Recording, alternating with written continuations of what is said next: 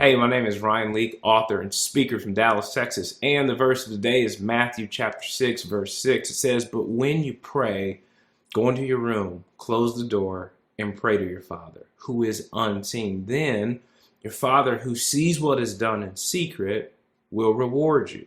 Now, I grew up in a church culture of prayer meetings. Okay, like that was the point of the whole meeting. We're going to go up to the church and we're just going to pray for hours. And then we're going to circle up towards the end of said meeting and pray for another hour while holding hands. Now, while these meetings were certainly powerful, there inevitably was always that one gal or girl who thought the purpose of the meeting was for the rest of us to hear how good they could pray. Okay, it's one thing to gather together to pray because there's power in community. It's another thing to make a show of how spiritual we are. I think in following Jesus, there is this temptation that you and I can experience where it becomes our desire to impress others with our spirituality. Sometimes I think we want the rewards of public applause from other people when God is looking to reward us privately.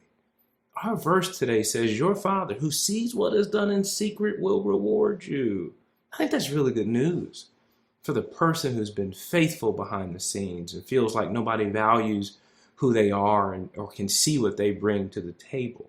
What should encourage you and me today is the fact that our Father sees what is done in secret and takes care of who gets what and when. What you don't want to happen is get to a place in your life where people think you're super spiritual because of what you show and post, but in private, who you actually are is a person that doesn't really have a relationship with God at all.